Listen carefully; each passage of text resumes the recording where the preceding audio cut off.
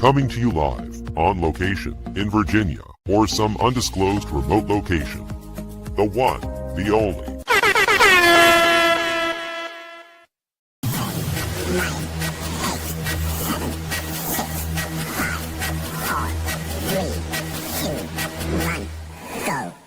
Hey everyone.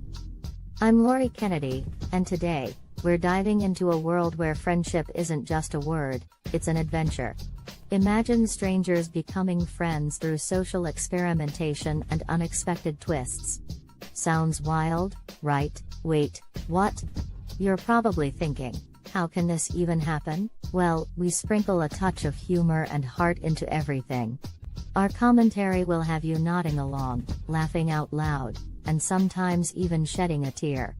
We dig deep into what truly binds us together. No way, hold on. We also have panel discussions that'll leave you pondering long after the credits roll. And let's not forget the dance. Yes, dance.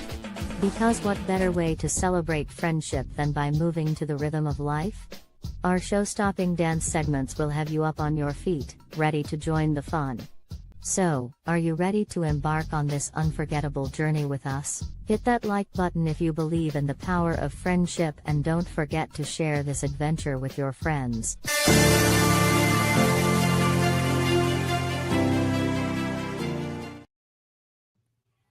Good evening, July 14th, 7 p.m. I am Finkel and you are not. I'll get into Palantir in a minute, but this happened on the way to Palantir. On efforts at the D.C. Council to come to terms on a proposal to bring the Commanders to a new stadium in the city.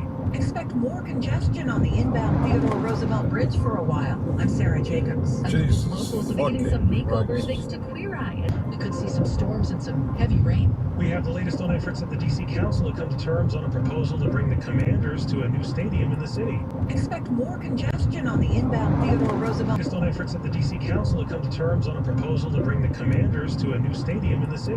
Expect more congestion on the inbound Theodore Roosevelt Bridge for a while. I'm Sarah Jacobs. Locals will be getting some makeovers thanks to Queer Eye. Latest on efforts at the D.C. Council to come to terms on a proposal to bring the Commanders to a new stadium in the city. Expect more congestion on the inbound Theodore Roosevelt Bridge for a while. I'm Sarah Jacobs. Locals will be getting some makeovers thanks to Queer Eye. Yeah, that was fun. All right. How y'all doing? Stupid Humans, Nerdy, Alan, and some anonymous folks. All right. So today I went to Palantir. Palantir? Palantir. I don't know how to pronounce it. Do you know how to pronounce it? I went to this place. Palantir, alleged to be helping Doge with massive IRS data project. Also, they're suspected to be the ones that Doge took all that Social Security data to. Yeah, they're gathering our information. You guys are worried about BlackRock? BlackRock ain't shit. BlackRock's a nice company. You know, we work with them all the time. They're decent. They're a decent company. Palantir is the one we got to watch out for. Even Snopes can't decide, because usually when Snopes confirms or denies something is real or not, they couldn't do it. they couldn't determine it because they're so damn secretive. Yeah. BlackRock's not your problem. Palantir is. Elon Musk and Doge, and now the administration is getting information from. Let me see, what is this? Former Doge figure. Doge could not easily use. Yeah, it's already done. There's courts and stuff on it. It's already done. The information's already out there. If you have a Social Security account, they have your information. If you ever paid the IRS, they have your information. Yeah, it is. Maybe I should use Comus. I don't know. So yeah, I went to this place today. Of course, Palantir denies it. They deny it. You call me a goof? I am not a goof. Maybe I am a goof. I don't. Oh, you're talking to Muxer. Muxer is, yes, he is a goof. All right. Yeah, this company's up to no good. So I decided to see if there was one in my area. Apparently there were some protests. The one in New York City. and some arrests. Palantir is a company that lies. They should have stopped right there. Palantir is a company that lies. You don't need the rest of that sentence there. They lie, their feet stink, and they don't love Elvis. Yeah, very, very connected. All right, where's my Google Maps? Because yes, indeed, they do have a location near me. Right there in D.C., in the Georgetown area, down by the Capitol Harbor, not the National Harbor, the other harbor. Nice touristy place. Of course, it's just up the hill a little bit from there, 1025 Thomas Jefferson Street Northwest. Comas are often fun, are often overused. Yeah, okay. Let us, all right, let's take this down. That is Palantir, and I decided to go there. I'm going to break this up into 3 sections. You just saw the first one. The next 2 are before lunch and after lunch. This is before lunch. This is, yeah. This is in the main building is another shady company. The part where the gentlemen are in front, that's the 1025. Don't give much or what? Permission, structure, he'll abuse your good nature. I don't have good nature. I don't know what you're talking about. Thomas Jefferson.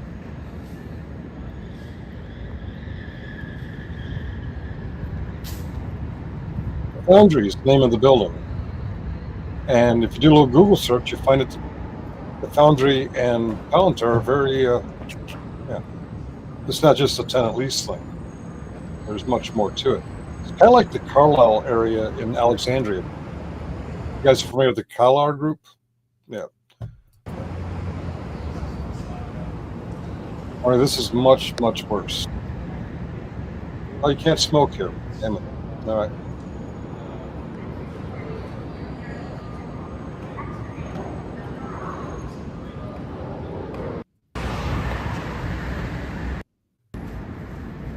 All right.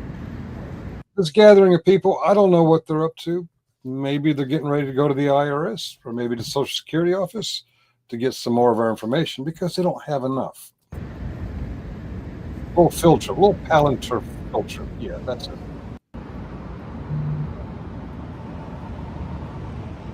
Yeah, fake arches. Yeah. No, it's not a bad looking building. Let's go a little bit here.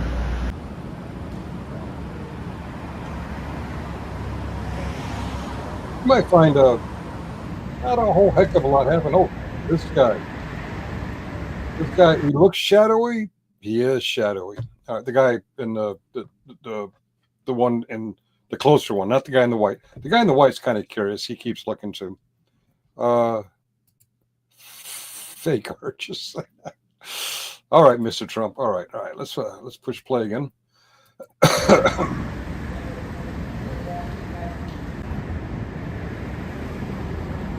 All right, taking my picture. What's the first minute out of it? They don't take your picture, right? It's my picture. I take his picture. We have a little Mexican picture standoff.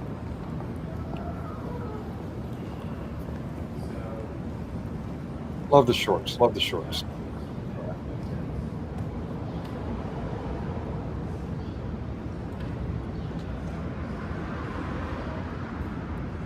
We skip forward a little bit. Oh yeah, that guy carrying something in there. He didn't like me taking his picture. He didn't really complain. He said something to the security guard. Actually, there were 2 guys like that. That's probably a bunch of hard drives coming back from the IRS.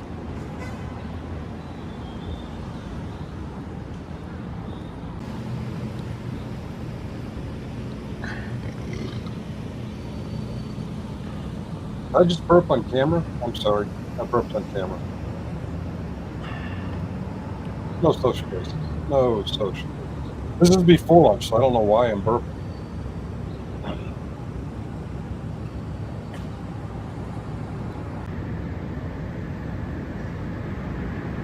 All right. Now, the uniformed security guard, she didn't seem to mind. She was okay. It's the clowns in the civilian clothes look like they want to be ICE. They just don't have their face masks yet. Can't be ICE without a face mask. Not the guy in the white. The guy with the black hat. You'll see a guy with a black hat here in a little bit. Actually, there's two of them.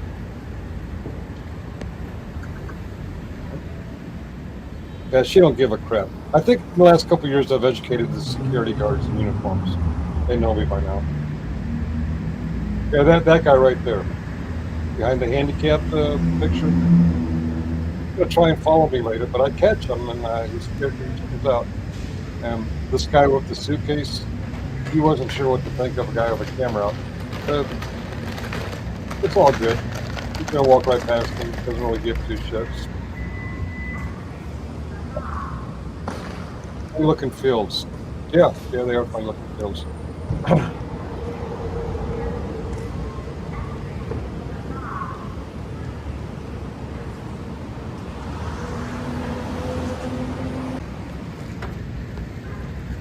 Got to make sure they see me getting their license plate. I love getting license plates. It usually freaks people out. Today they had no problem. Of course, I'm wondering if this is one of those Uber or Lyft type vehicles. It's for hire. Yeah, the Foundry. I thought it was just the name of the building. The company, the Foundry, closely knit with Planet Palantir. Okay.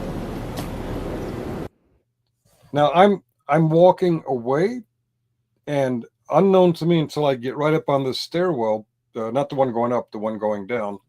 The guy with the black hat, he came around the back side of the building. He thinks he's going to follow me.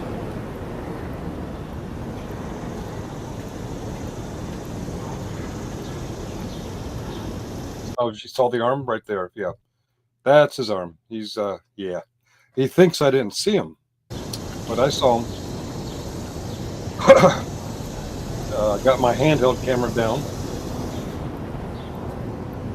Oh, that's a dried up canal. That's a C&O canal. Sometimes this time of year they fill up with water and you get to ride the little canal boat, but they seem to be a little low on funds. It's a federal thing, and all the federal money is going to ICE right now. So, yeah.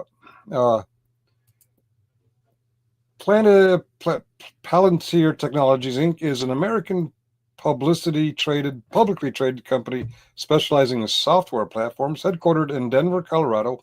It was founded by Peter Thiel, Stephen Cohen, and Joe. Thank you for that information. They're also corrupt.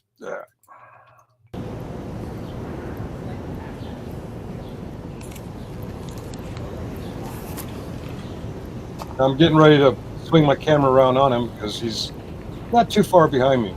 He's right at the top of those stairs, maybe at the edge of the bridge. Oh, surprise, I see you.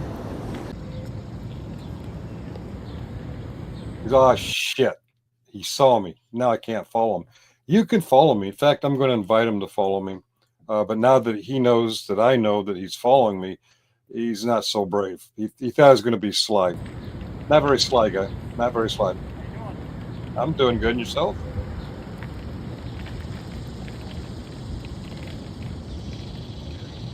Private eyes, they're watching you.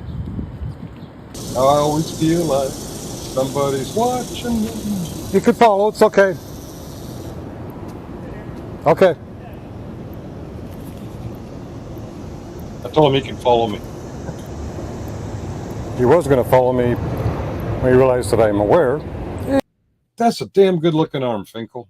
He changed his mind. Oh, it's okay.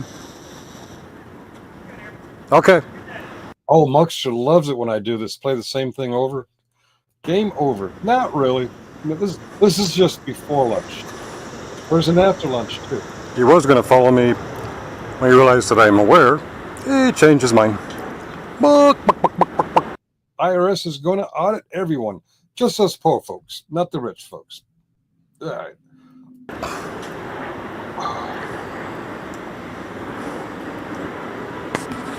All right, what I'm doing now is the next block over is where the executive branch is. You know that exclusive club that Donald Trump Jr. started. Only problem is it's daylight. They're not smuggling any underage girls. They're not smuggling any alcohol, drugs. So they don't give me two shits. However, I was surprised to see Secret Service over here. And I thought, are they kind of hovering around the executive office or executive branch?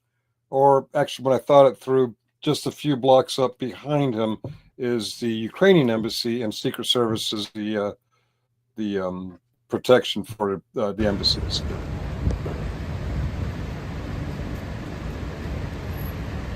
My gimbal has a zoom button, easier to use. Oh, okay. All right, I'm going to push the play. Yeah. I don't have a gimbal for my iPhone. I have a stick, but it's a pretty nice selfie stick. If you notice, the quality of my videos has improved since it's up using that handheld camera. I don't know. For those close-up crotch shots, I haven't done my crotch yet, but I could stand in front of the camera if you want. I don't know.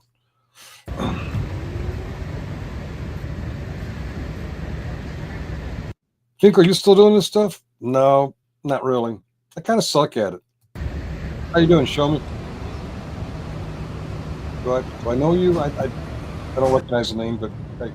Now, I'm coming back from the executive branch because there was nothing going on there. This is the site of the foundry, and I'm not really sure where the Palantir offices are, but I thought, since the guy wants to come around that way, let me see if there's anything going on over there. And of course, nothing going on there. I need to fill that canal up with water and get that boat going.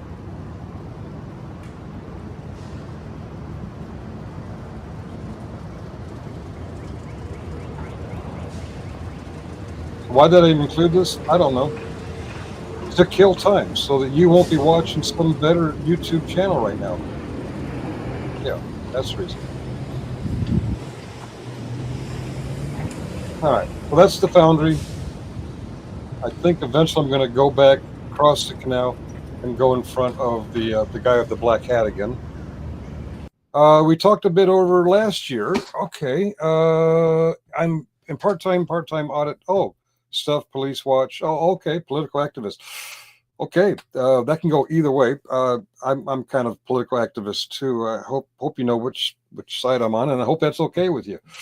But First Amendment either way.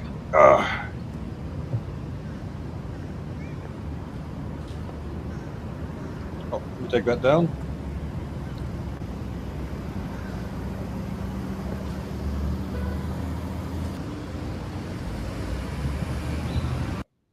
Are you guys bored yet? I'm bored. I think I should be going to lunch soon. All right, ladies, there you go. The topless man. Get him, girls. That's skinny.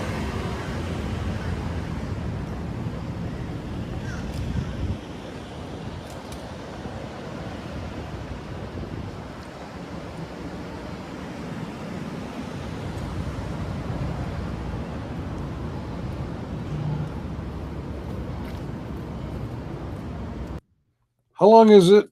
How long till it's full on weekend at Donnie's? I'm guessing 3 months. Not sure. It's called me, show me, cause he's from Kansas. Oh, you're from Kansas. Okay. Trump threatens to strip Rosie O'Donnell's citizenship. He cannot do that. He can try, but he cannot do that. All right. But I think she's happy where she's at anyway.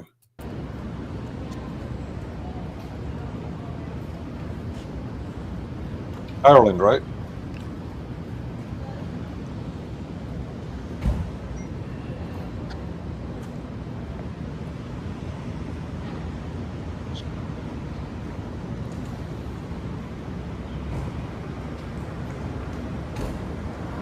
I'm the one that told you. I just texted you that information. You believe me, right? This seems to be a repeating thing. The employees don't know how to get in. He keeps pointing to this swipe thing over here to the right on the beige brick, but they never seem to get it. So maybe our dad is safe with these guys. Because did you see soccer stars mocking Trump? Oh my God. Yes, he was such an embarrassment.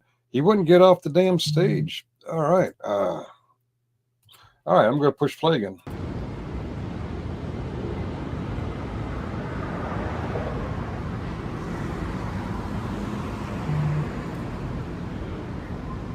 Oh, the camera picked it up, but the security guy kept pointing to where he's supposed to swipe his badge.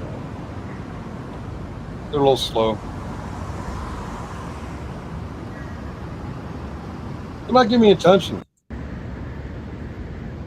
They keep pointing at me. And they don't really, you know. Skip forward a little bit more. Oh, another jogger, ladies. Another manly jogger. I ain't running. Oh, wait a minute. I missed something there. All right, this guy with the black hat. I can't tell if he's the one that almost followed me or if he's his buddy. But when I realized there's two of them that look very similar, it reminded me of those two guys from Good Morning Vietnam. The two sensors. Yeah, there's the other guy. They look as similar as these two guys do to each other. I'm not saying that four of them look alike, but you know, these two guys, they look the same as each other. The two guys with the black hats, they look the same. Not a huge Rosie fan, but I love how she triggers Trump. Yes, I think it's like 18, 20 years old. She said something he didn't like, and he's like a jilted boyfriend. He can't just get over himself.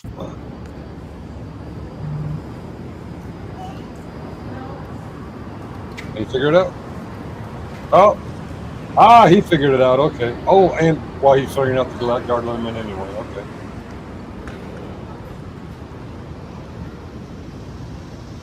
We caught it just in time. All right, so I'm going to go to lunch. Yeah. All right. It's a nice little area. Had Tex-Mex for lunch. I don't know how long I ate. But apparently, while I was eating, there was a whole protest at the same place. So this is part 3. I'm going to do after lunch.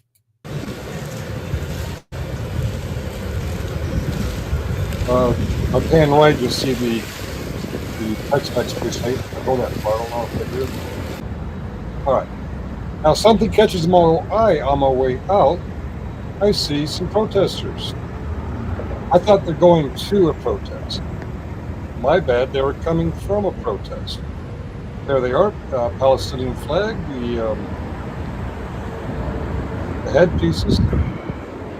I don't get these people. Some of them are wearing them like a hijab, and some of them are wearing them like Yasser Arafat. It begins with a K. I can't remember what it's called. And some of them just have them toweled up on their head like they just got out of the shower. I'm kind of thinking maybe they should stay away from the cultural appropriation and just stick to the protest. But also, I think they should know more about what they're doing. I'm getting some feelings about these guys. Oh, let's get to where I meet them.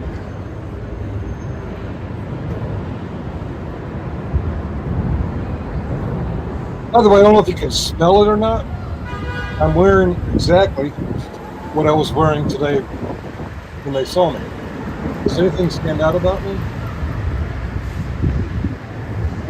I mean, you know, it's obvious what's kind of the issues I'm on. Oh, that's right. I put that in there because this is the scene where Zoe Bartlett got kidnapped. Kefia, yeah. I remember being of a K. I don't even know if I'm pronouncing it right. This is the West Wing scene right after Zoe Bartlett got kidnapped. This is the same strip of road that I'm seeing these protesters on. What the hell's going on? She's been taken. What? What are you talking about? 188, 24 staff. What are you talking about? Zoe's been taken. We had her going in the bathroom and she's gone. She's messing with local news over there. It doesn't matter. We moved them away.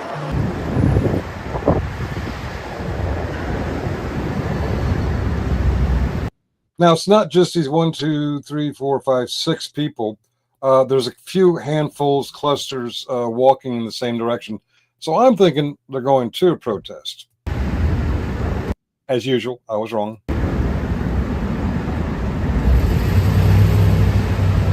Very good point. Very good point.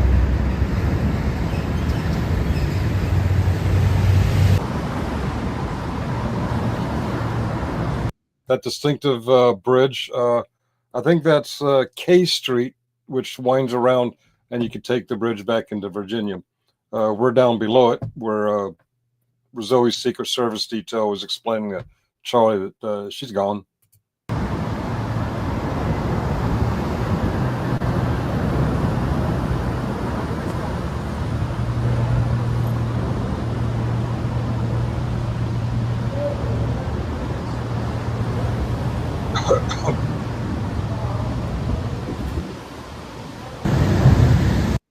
By the way, do you think I was pretty sly when I was leaving Palantir the first time, and I caught that guy with the black hat in the corner of my eye, and I zipped around with the camera on him? That was pretty sly of me, right? Well, this chick with the sunglasses, she's pretty sly too. Watch her.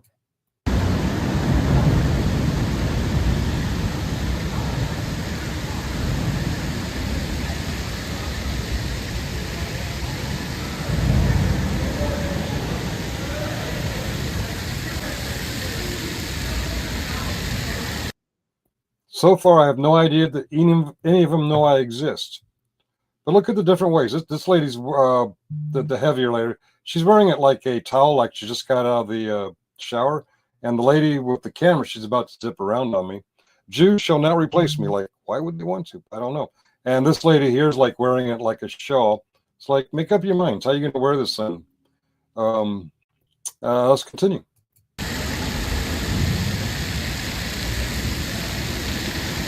I was not expecting that. Hey, we got someone doing a camera on me, and I got a camera on them.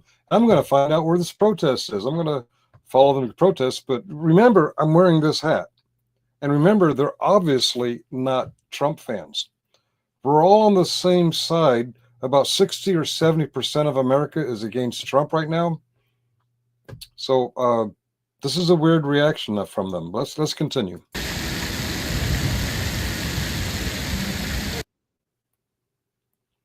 Do a little slow motion here.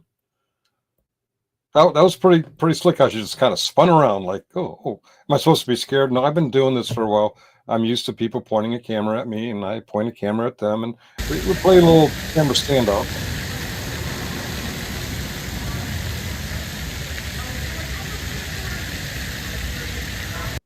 Now, she's been doing this, pointing it right at me long enough. She should see this, right? I think she should see this.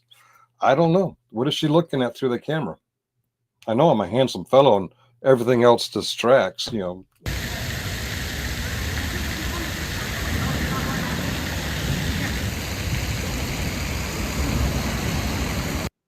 Who is they? They don't like being recorded. People on the street, people see you with the camera. That's usually who the they is who don't like to be recorded, are the people that they record. Doesn't matter if they're left, right, Palestinian, Israeli, American, Canadian. If they're not ready for the camera to be on them, they're like, I'm going to take your picture too. Well, okay.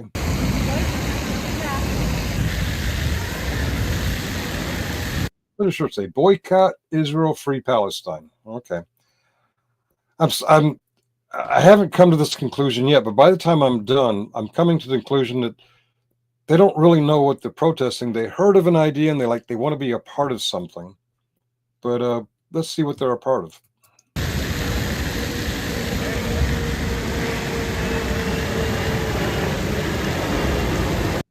Now, they both clearly see my hat, right? Well, maybe they like Trump. I don't know.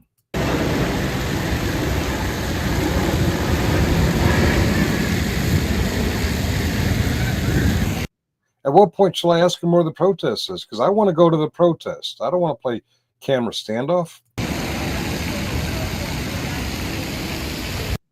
They let me know what my hat says. Well, at least one lady speaks English. The lady in the white there. She's going to tell me all about where they came from. It's not where they're going to. It's where they came from.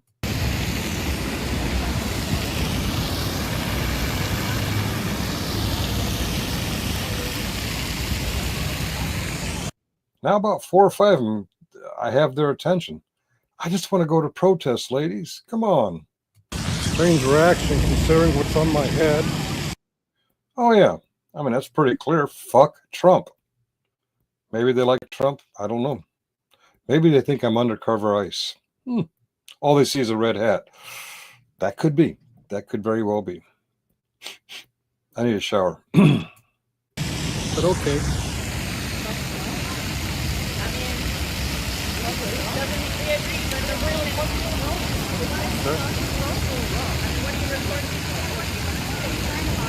Because I support your cause and I want to spread the news. So that's a strange reaction for somebody who wants to do that. Sorry, a lot of us just got thrown to the ground by law enforcement. A lot of us just got thrown to the ground. Is it wrong that I give very few fucks about Israel, Palestine, Gaza? Same here. Same here. I think both sides overreact, but clearly I can understand why people would want to protest Israel's overreaction.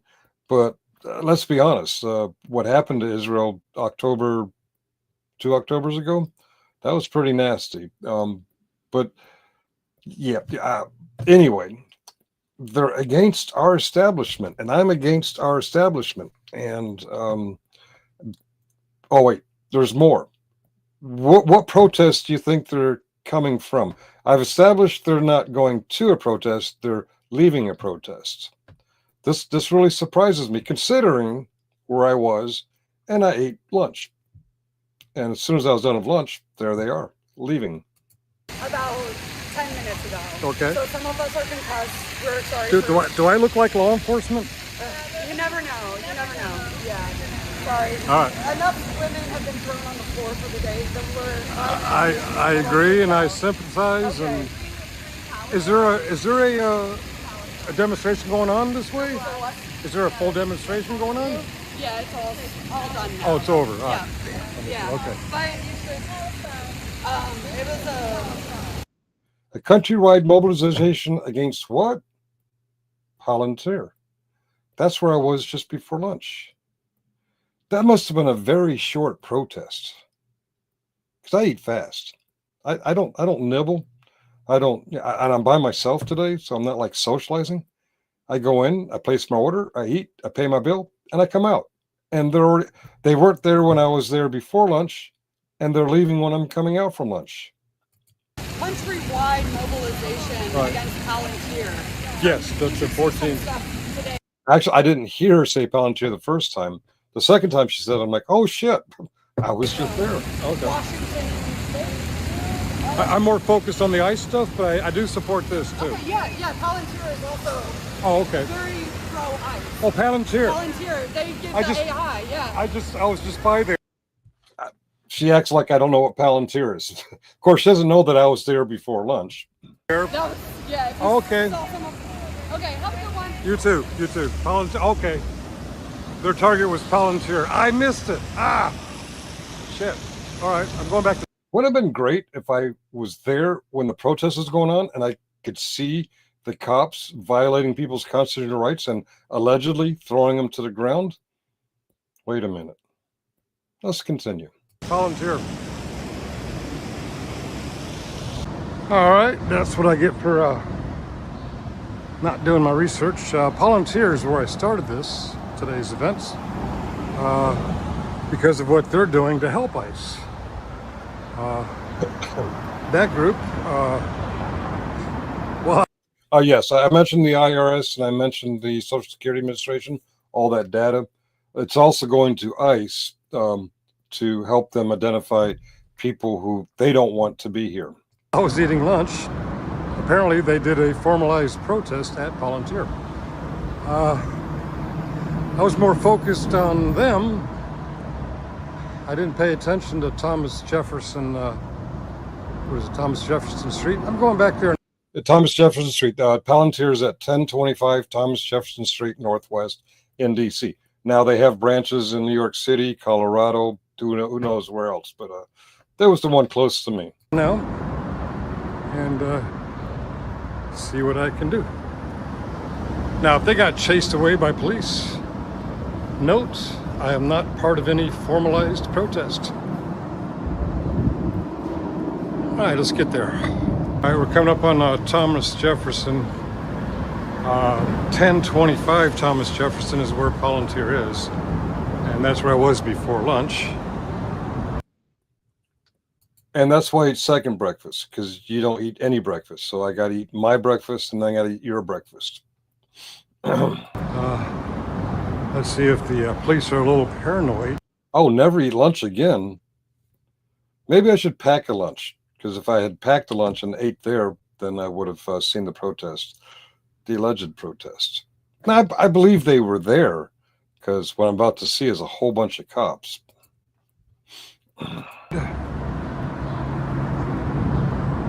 How about American citizens exercising their constitutional rights? That lady said some of them got thrown to the street. I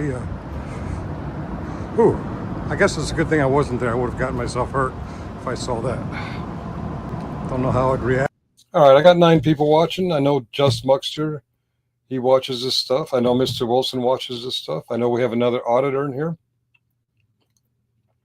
Allegedly, a scuffle occurs to where more than one person was allegedly thrown onto the ground by cops.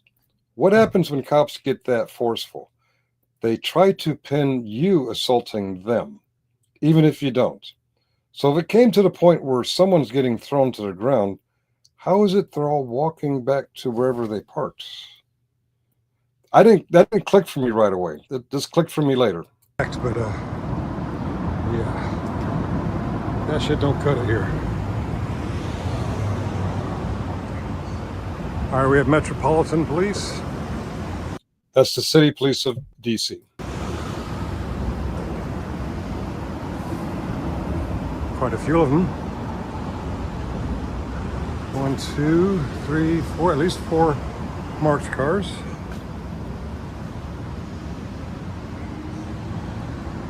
And the white van across the street in front of the marked car is an unmarked car. I don't know what agency. It's the Suburban, so I'm kind of thinking maybe ICE or HSI. I don't know. Maybe one unmarked car there. There's a guy who thought he wanted to follow me. Hello, buddy. Yeah. One of them, anyway. He changed his mind when he realized that I was aware he was following me. I think he wants to be ICE. He just can't afford the mask. A requirement for ICE is to have a mask, and yeah, he's saving up for it. He's got his eye on the prize. He's a grown boy.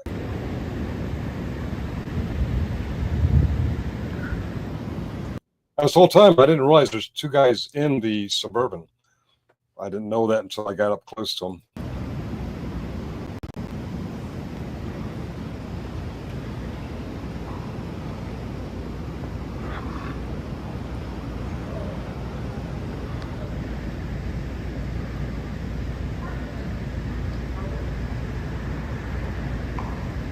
How long is this?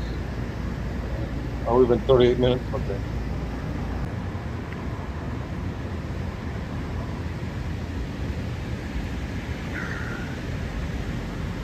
One thing I like to do is be seen getting license plates, peering into cars. Sometimes that gets reactions.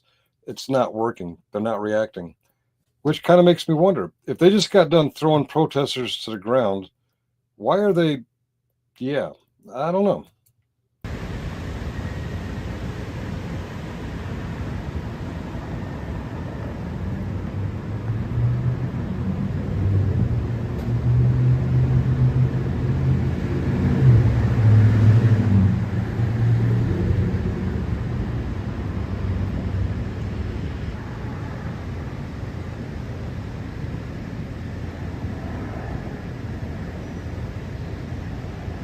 Holy shit, what? Teddy bear believed to be wrapped in human skin found at Victorville gas station? Oh, God. Way to distract me, way to distract me. Don't notice the guy in the reflection with the big round tummy. I just ate lunch, give me a break.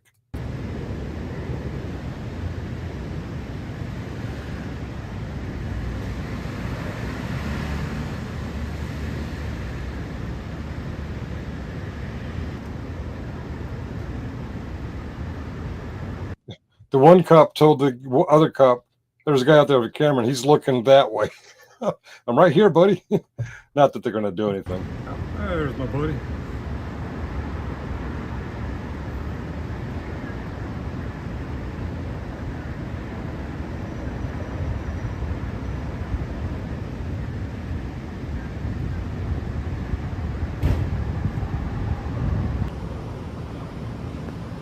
All right, I'm going to try the license plate thing again. Number 220.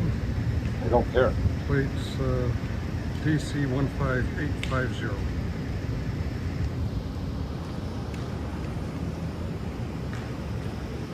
All right, that one's unmarked. DC 90667.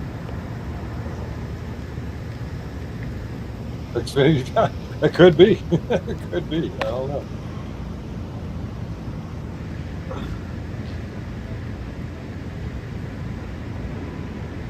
Wait a minute, Muxer. Isn't Xfinity your internet provider? Have they fixed your shit yet? Tell them stop doing that CIA shit and get to doing their job.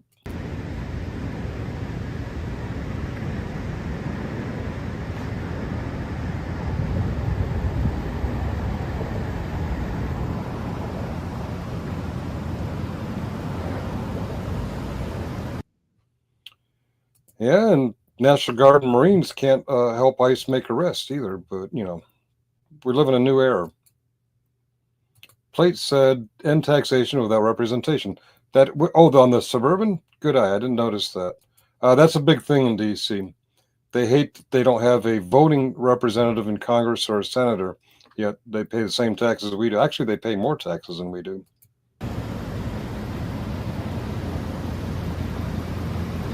There's actually two guys in there, but they're not giving me any attention. Nobody cares about me, man. Which makes me wonder, why would the police throw these protesters down? Are they entering the building? Or are the protesters, were they fibbing? Because here I am, I'm peering in windows and walking right up to the property line. I don't know. Maybe a bunch of women are more intimidating. I don't know.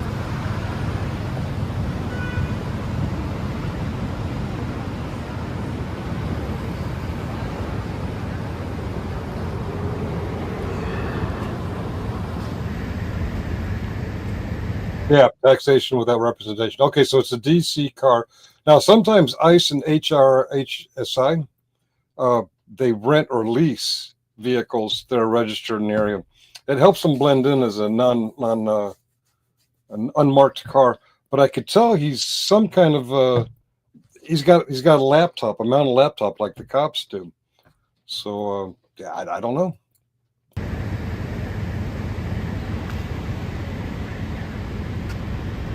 Like that. The Suburban had a thing set up just like that.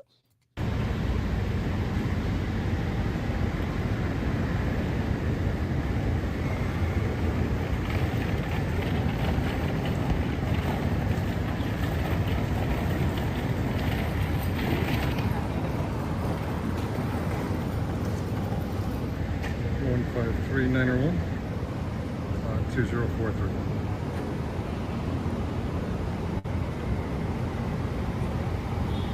Running. Yeah, they left the car running. Don't get that. That's not efficient use of gasoline. Running, idling. For how long? Ooh, that hurts just thinking about it. I don't know. They were here before I got here.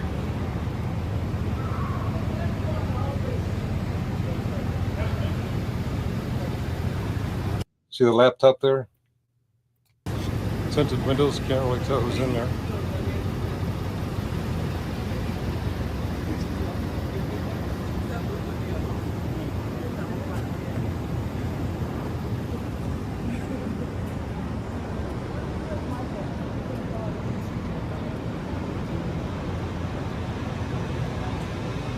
I didn't even realize that when I was there. That guy looks like he's having a hard time walking. I'm paying attention to these guys. Oh, ignore the belly. Ignore the belly.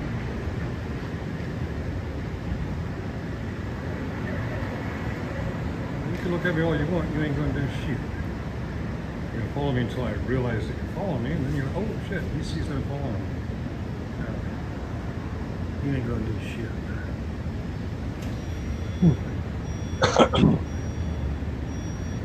Alright. Palantir is an IT company who runs databases and facial recognition and all that bullshit for organizations like ICE, HSI, stuff like that. Not good uses of technology. I'm not going to get thrown to the ground. And I really don't know if they were telling the truth or not. But apparently they came from here while I was at lunch. And I was here before lunch. And the little short guy with the beard and the black hat, he thought he was going to follow me around up there until he realized that I saw him. I even invited him to follow me. He's like, no, it's okay. If you know I'm here, I won't get the element of surprise on you. Because I'm a coward. I'm a Trump-supporting piece of shit coward. I'll never head you face on. I got to come up behind you. Or I got to be in a group of 10 to 1. I got to outnumber you 10 to 1. Or I got to have 5 cops to support me. But the cops realized that, yeah, I'm one of those damn camera guys who knows his rights. Okay. Oh my. I don't think they're gonna. Yeah, they keep looking at me, but they're like, oh, I can't do anything about him. He knows his rights. Yeah. All right. I am really sorry I missed the, man, my lunch timing is just all wrong. Yep. Ah, well. Hey, but food is a priority. The belly proves it. You live, you learn. Huh. I had no idea they were planning a protest. Well, it doesn't make sense to me. If they chase the protesters away and right after I come back, they don't care. Hey now, hey Sage Outcast, how are you? All right, let's continue.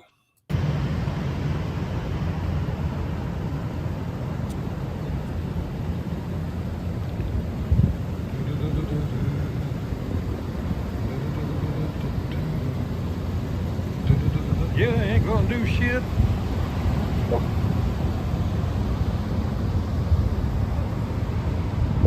Get back to the discussion of the protest. Yeah, ain't gonna do shit.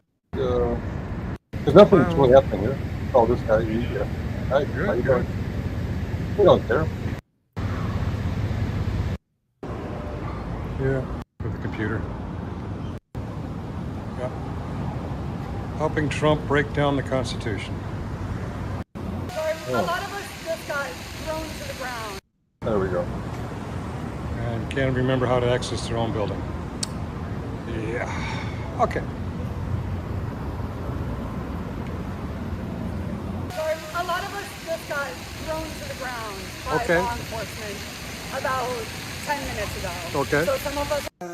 Having been told that some of them were thrown to the ground by the police and they all seemed to be walking away, something later on clicked in my mind, and,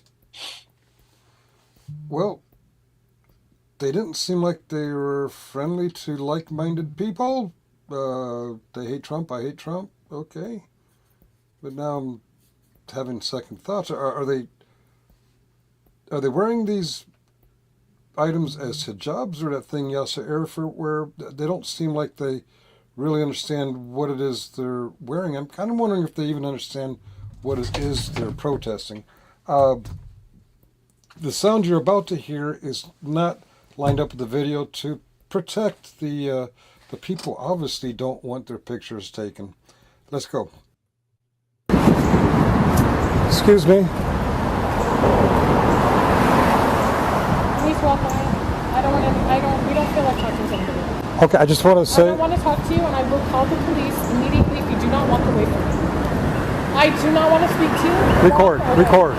Yeah, F-I-N-K-E-L. I do not Look want to me speak up. to you. I do not want to speak to you. Well, okay. You don't want to talk to me. You don't want to exchange notes with people who are on the same side of the issues. Well, mostly. I don't really go for the cultural appropriation, but they're starting to come together. What'd that one lady say? So a lot of us just got thrown to the ground by Okay. law enforcement about 10 minutes ago. Okay. So some of us. They're alleging police abuse. They seem unharmed, and after allegedly being abused by the police. Okay, I just want to say. I don't want to talk to you, and I will call the police immediately if you do not want the. You're going to turn to your abusers if I want to talk to you. Okay. Well, that settles it. I don't want to talk to you. I also don't believe the police threw anybody down.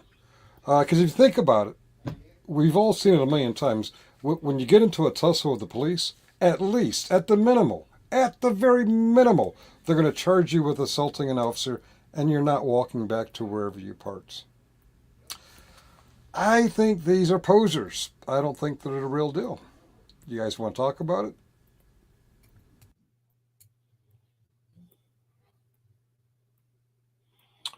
All right. So, after that crack about Xfinity being CIA, Muxter's internet died again. He was about to come up, something about pithy. My internet just died. I was about to come up and make a very pithy comment. Damn it. Okay, he's doing talk to text. They act the same way in the UK. Open panel, if anybody wants to come up and talk about anything. Doesn't have to be what I just covered. I don't know. Maybe I'm just butthurt. But I do believe about 60 to 70% of America feels the way I do. All the liberals, all the moderates, and even some of the former MAGAs. If we don't stick together, they're going to win. It doesn't seem like we're 60 to 70% when we don't trust each other. I'm coming up to you with my face showing. And I'm giving you my identification, Finkel. And nope. If I talk to you, you're going to call the police, who allegedly just threw you to the ground.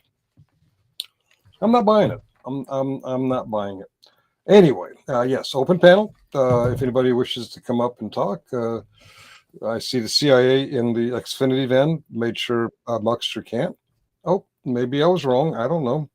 Somebody just beeped.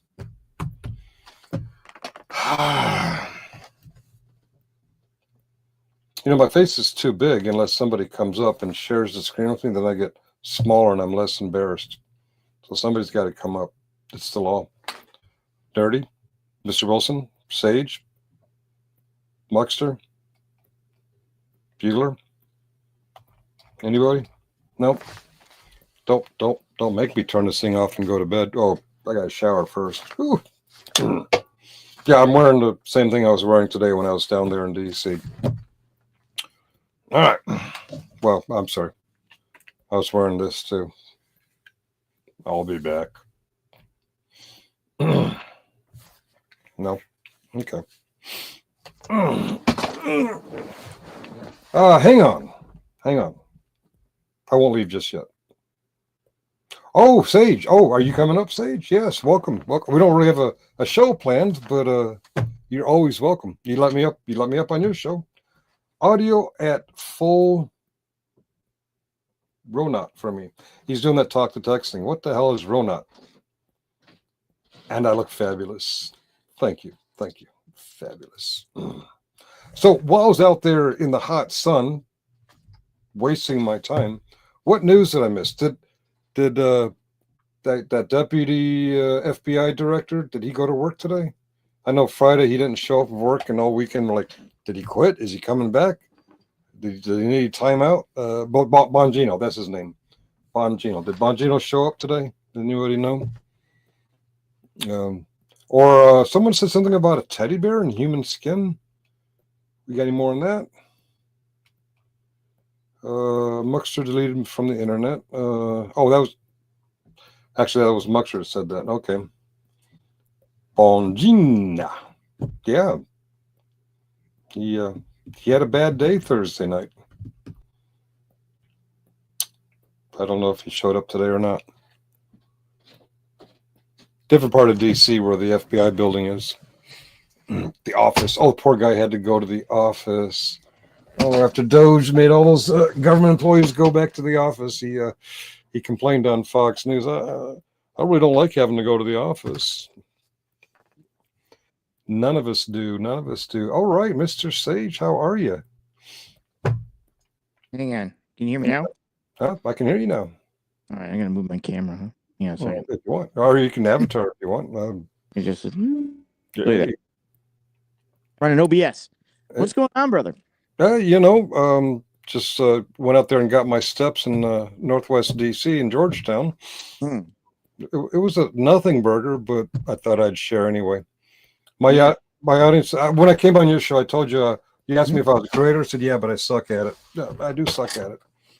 You're not bad. You're not bad. You got some viewers down there, and it's not about really if it being sucking at it or not. It's about having the conversations that need to be heard, and so people can hear.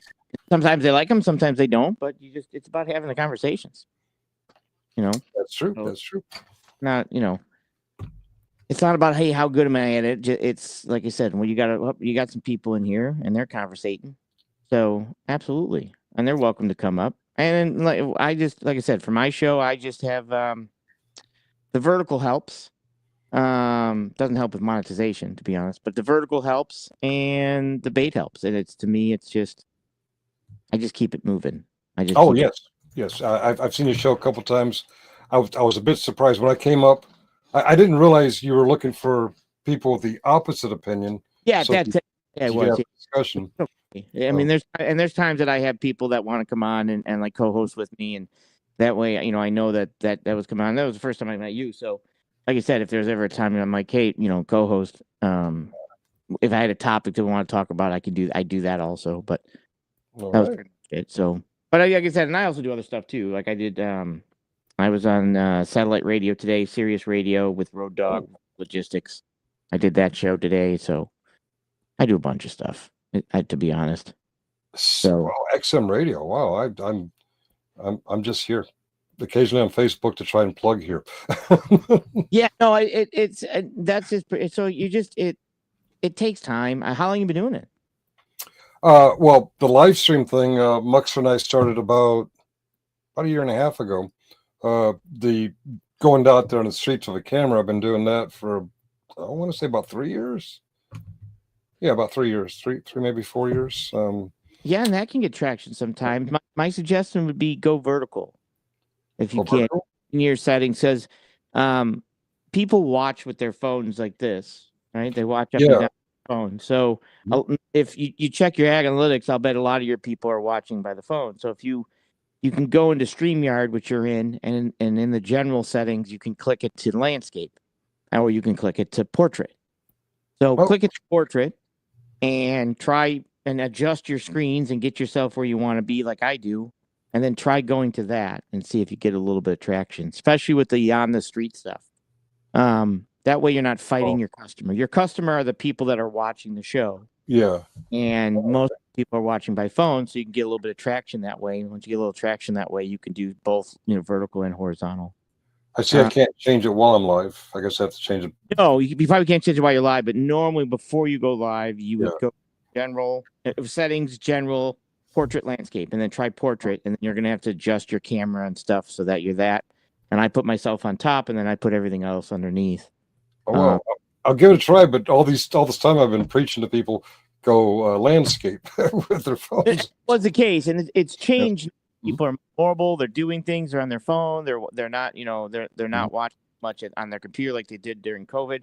And some people will hate portrait, and that's fine. So what I do suggest is, even if it's like every other show or once a show, just to try to get a little bit of traction. That way, you get put into 2 feed. You get put into the shorts feed, and you get put into the vertical live feed. That gives you 2 options to be pushed out to new people. So even if it's once a week, for an hour, doing that. I think you're true fans here, even though they might hate portrait mode, and I understand. Just to help you out, give you an opportunity to get a little bit of traction. Well, this guy here, he's not just a fan. He's a part owner of this StreamYard studio. Then what he can do then is he can get the stream key, and he can send it out horizontal, and you can send it out vertical if you want. Yeah, if you wanted to do that. So he'd be streaming your show. You'd be vertical, and he'd be streaming your show as on his channel as a horizontal mode. You can do that through the stream key. Okay. So, short feed limited to 3 minutes, asshole. Oh, you talk about shorts. Okay. The short videos are 3 minutes. The short live streams, like I do, so all you're really doing is just adjusting your feed to vertical feed numbers, which would be 1080 by 1920, and they're putting you in the shorts live feed. Like shorts actually have live feeds. If you pan through enough shorts, and I hated shorts in the beginning, trust me, I hated them. But if you pan through enough of the shorts, you'll get kicked into a live stream on a short. And that live stream on a short, I do 2 hours every day. So you're just kind of tweaking yours to work with theirs. That's all. Oh, that's right. When I came on your show, you were. That's right, you were. Yeah. So you horizontal. Okay. So that's why when you go, like I use StreamYard just for the audio portion to bring people on, but you don't come on camera, like you don't come on my screen. Because you got to be careful with that. Sometimes they'll come on and they'll play stuff that'll get you booted. So you got to be careful. Sounds pretty high speed. I'm a little slow at these things. Yeah. The other day when I came on your show, I thought you were just wanting discussions. I didn't realize you were looking for dissenting viewpoints. So that kind of caught me off guard. Another thing caught me off guard. Speaking of assholes, you mentioned a character named Generally Specific. Generally Specific was on my show. I'm so sorry. Actually, he's probably got a dissenting opinion. Well, that's it. So we went the first time he came on and stuff like that, and the second time he came on, and it's I don't know how to hate or dislike. To me, it's just like you say what you want, and I rebuttal. And a lot of the stuff that he was saying, he drifts on me. Like, so it's like he runs down the road, and a big thing that I try to do with the debate, if you say something here, well, we have to stay here. You can't just run down the road. There's a lot of times I'm pulling him back saying, okay, hang on a second. That's not true. Let me explain why that's not true. And then, we went into that. So there was there's a lot of times where which is fine. But the issue is that he gets a little squirrely. Yeah. We got history with him here. Really? Did you guys go back and forth also? We did for a while. I'm trying to swear him off because I find him a complete waste of my time. Because of our former feud, people keep texting me, "Hey, GS is on right now. He's talking about you." I'm like, what was where did that go? And to me, I doesn't like when people, and he's done shows and reactions to me too after our show, which to me I don't really care. I've watched him once in the last 3 weeks, and that's when he was covering the same thing. I was covering. There's a YouTube character out there named Benghazi Rabbit. Recently lost his wife. Well, another YouTube character who used to run with him is accusing Benghazi Rabbit of doing the deed himself. And we don't know what the truth is, but I covered that. And then someone texted me, GS is covering the same thing you did. I'm like, well, okay, I'm curious. That was the only time in the last 3 weeks I watched that guy because he drives me nuts. Yeah. But yeah, I've gone back and forth with him a little bit. Okay. So, yeah. And normally, I mean, he thinks and they all think they're winning in debates and stuff like that. But usually I back him in the corner that he starts to just create craziness. With the deportations and stuff like that. And then it dives down a huge rabbit hole. And it's like, how did we get here? And how does this have anything to do with the deportations at all in any way, shape, or form? But that's what I normally do. Like I said, I enjoy doing the debates and going back and forth and just asking questions until people are pinned into a corner. I enjoy a good debate too until they act like I saw a meme years ago about playing chess with a pigeon. And I sometimes when I get into discussions with other people, like the GS guy, Yeah. it feels like that pigeon. Basically, they knock all the pieces down, they shit on the board, and they strut like they won. I'm like, yeah. So normally, yeah, they do. I've had somebody like that on the show today. So one of the questions, eventually, my producer, I've got a guy backstage. I call him my producer. He'll basically say, "Ask him the question, Sage." I'm like, okay. And then what I do is I ask him a question, and the question is very simple. If you didn't have breakfast this morning, how would that make you feel? And it's called a hypothetical condition. It's a condition, hypothetical conditional, right? Condition.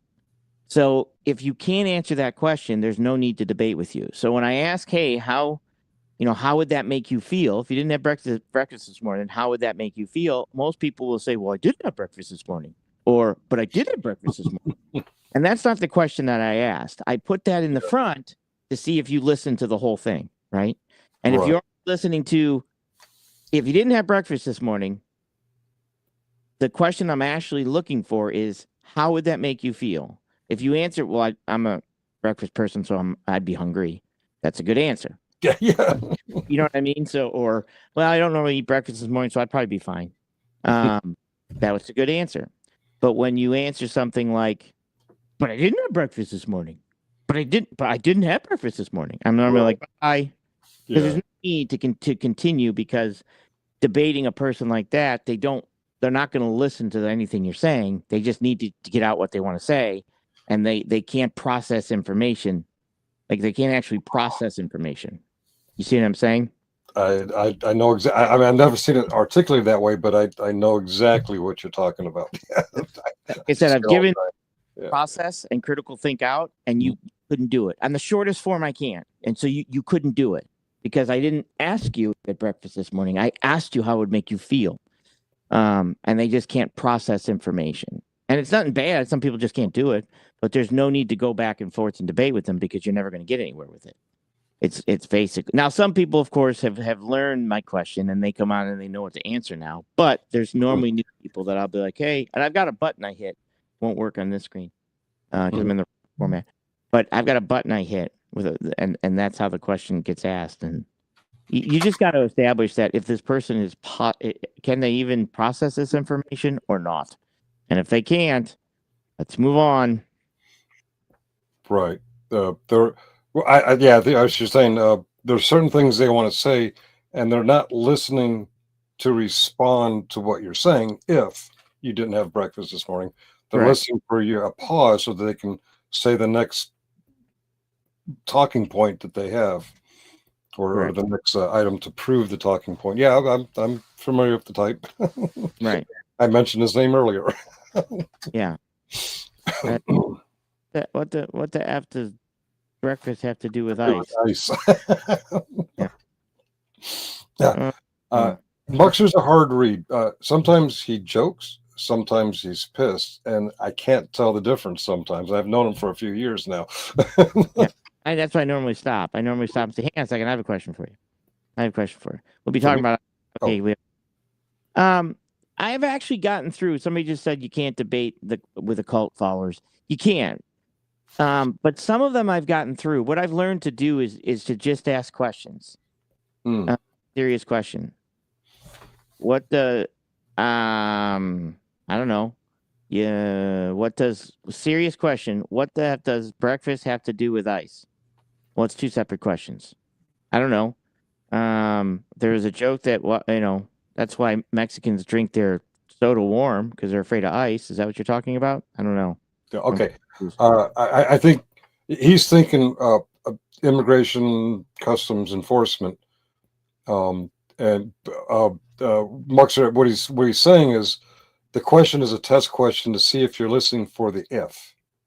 Correct. We're in the middle of debating, and I'm like, this is not going. Why can't this person process information? Like, what is going on here? My producer normally says, ask him the question. And then when I ask, because I'll say a bunch of stuff, and I'll say, hey, blah, blah, blah, blah, blah, right? And next thing you know, the person is just way out of the area, and I'm like, how did we even get here? What the hell's going on? This doesn't make any sense. Anything he's saying. And that's what usually when I ask the question. I just break the debate and ask the question. It's a completely separate question. Gotcha.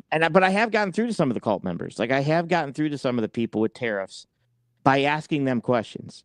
And I just eventually, when they figure out that they can't answer the question, and when they say, "Oh, I don't know why," or "That's a good point." What when eventually get to the point where they can't answer the questions is usually when I get through to them. That's usually what it takes. But you can't approach them by telling them things. You have to make them be able to unanswer the question. Right. So be like, okay, do my normal one is, do you know who pays the tariff? And eventually they go back and forth. And if they say, well, the other country pays the tariff, and I'm like, well, no, we pay the tariff. No, the other country pays the tariff. Okay. So let me ask a question. How are we forcing the other country to pay the tariff? Like, how do we collect that money? And then, the government, how do they collect it? I'm a private business. That's a private business over there across the pond. I order $100,000 worth of product from that business over there. That business ships it over to here, and it sits in the port until the tariff is paid. I'm in logistics. I can show you copies of tariffs if you want me to pull them up. I mean, it'll take me a minute. Yeah. I can show you copies of tariffs. So how do I... Can you hear me? Yes. Yep. Can you hear me? Because yes, on my side, the audio is all screwed up. I have one quick question. Sure.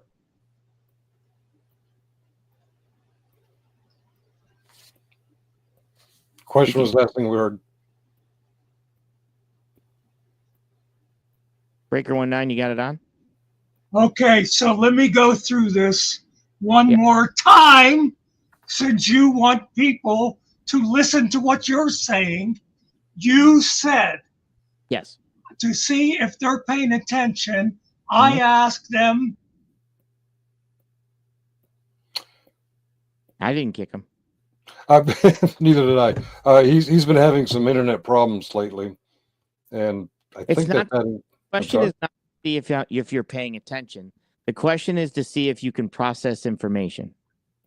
Okay, that's. Can you process this information? Like, if you can't process the question that I'm just asking you, and you'd be shocked on how many people, if you can actually go and type in, how would you, to Google, and there's a video on it. How would you feel if you didn't have breakfast this morning? If you type that into Google, a video will pop up.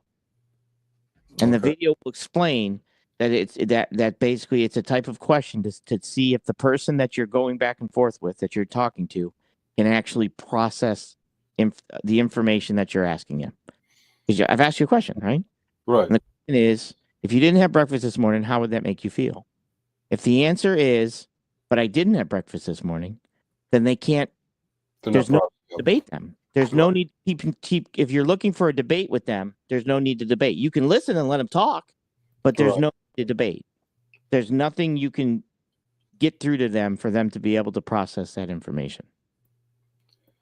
I understand your point. You missed mine. Yes, because what it has with ICE. Part of what we're missing is that you got cut off there, and I didn't kick you off, and he doesn't have the power to kick you off. But that's kind of what I did. So that's when I just asked the question, right? Who pays the tariff? And then when they say the other country, I say, well, okay. Oh, yeah. Product comes here and it's sitting in our ports. Okay. It's sitting there in our ports. And eventually they're going to charge our businesses what we call demurrage, storage. So how does our government collect money from a private business in another country? How do we do that? How do we force that to happen? Excuse me, I got a call. Oh, well, I know the show from now on. It's my show. I win. How do we process that information? How do we get that product, right? And most of the time they say, well, the government forces them. How does our government force another country's private business to pay our country a tax? How do we do that? And then a lot of times they'll be like, well, if they don't pay it, they won't be able to work with us anymore. Who says that? Like Okay, then the customer over here might not be able to get other product from that customer over there. So this customer here needs product.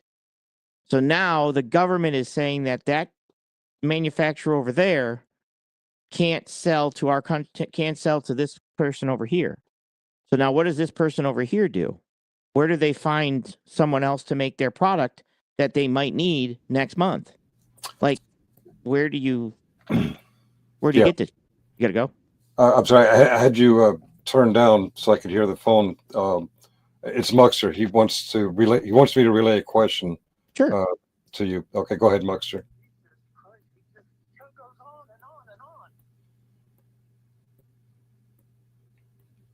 What's the question? Okay, let me try this again. His point to see if people are paying attention is you're talking about deportation. Okay. And you ask the person, if you didn't have breakfast this morning, how would you feel? Okay. And he says, oh, if they say it wouldn't bother me or I'd be happy, they're listening. The processing, yeah. If they say, but I had breakfast this morning, they don't understand the question. So my question to this fucking know-it-all is, what if they say, what the fuck does breakfast have to do with our conversation? It's a serious question. Oh, okay. I want to know how he would reply to that. Gotcha. Because that is to the point of the debate they are having at the time. Okay, gotcha. I'll try. All right. He's asking. Oh, can you hear me? I heard him. Yeah. Okay. So, you heard him. Yeah. If the person says, what does that have to do with it? I'm going to say nothing. It's a separate question. Can you please answer the question? If you didn't have breakfast this morning, how would that make you feel? I would go back to the question and just say nothing about the debate. It's a separate quick question. Yeah. I just want what your answer is. It's a debating tactic. If he can't process a question, then okay. If you ask the question, what does it have to do? What is it? Hey, I'm talking again a second. God, you talk for a long time. Me? No, me. No, I'm talking to him. It was a very simple answer. So this is how I would respond to him if he came back to me with that. Why the fuck are we in this debate if you're going to be bringing up breakfast? No, him. If, he thinks this little trick, it is important. If I'm in there and I want to talk about immigration or abortion or whatever, and he brings up breakfast, you know what, Faith? I'm the fuck out of there. Okay, well, that's also good too. That also ends our debate. Because if you can't answer the question, there's no need to have the debate. Oh, he hung up. I made him angry. Yeah, it happens. I'm not really grokking what's going on. I get he's not understanding what you're doing. You're not asking. Yeah, you're not asking. You don't really want to know how he would feel if he skipped breakfast. Correct. Or I need breakfast. if he can process the information. Correct. So for me, it's real simple. And the problem is that it's a stupid question. Mm-hmm. That's fine, but it's my show, and if for me to go back and forth with people, it turns into GP? Was it? Generally specific. It can turn into that situation when I don't need to turn it into that situation because the person doesn't like on the other end of the side. It doesn't. They're not. It's not worth the conversation. Right. I'm tracking. You can understand. Yeah. So for me, it's the fastest way to basically say, okay, is this person going to be, or do I just let this person say what they want to say for a little bit and say, thank you for calling in. I respect your opinion, but some people that it's going back and forth or having a debate it's not like it or not, it's not worth the time because the other person just is never going to process. Normally a debate, I say something, you respond to that, we go back and forth. But if they can't answer a question like that, they don't respond to your questions. They just keep putting their points on over and over and over and over and over and over. Right. Sorry, I'm taken a little bit off balance by all that. Yeah, no, I get it. As the host of your show, you're trying to screen this person if they're going to be debating like Muxer, if you're listening, like a Brick Jonesy, or if they're going to come with an honest. Yes. Okay. All right. Here we go. Yeah. He's getting more frustrated because the internet's fucking with him. Like a StreamYard work could have a decent conversation. Yeah, he's trying to have a conversation, but compiled with the not understanding what you're trying to say, he's also dealing with the technical.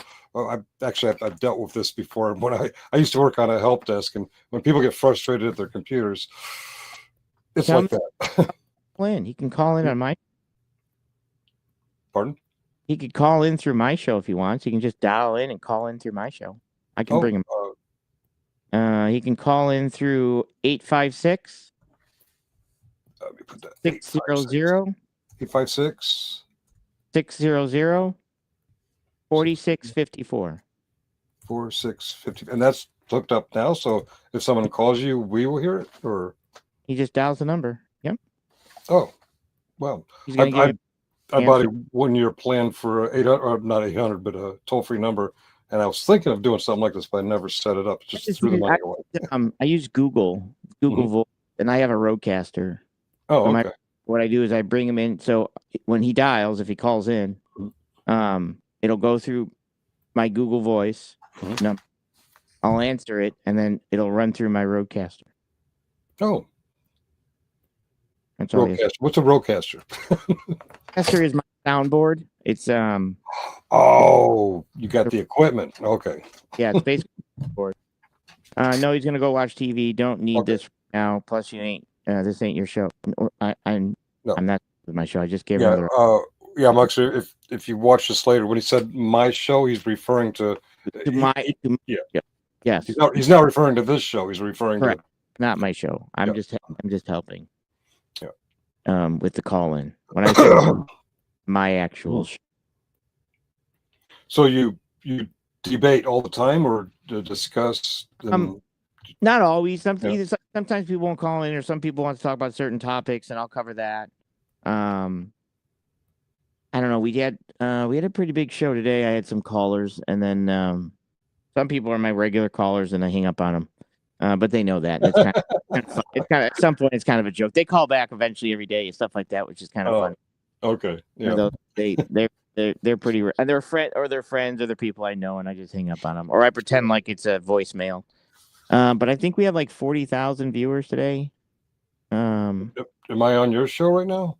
No, I'm not streaming. Oh, okay. Stream in the morning, and plus I don't do that unless I just say, hey, is it like if I was ever going to do that, I'd be like, hey, is it okay for me to stream? And then I would ask. I don't just do it. Oh yeah. You just brought up a memory. When you join other people's streams, you can restream to your channel.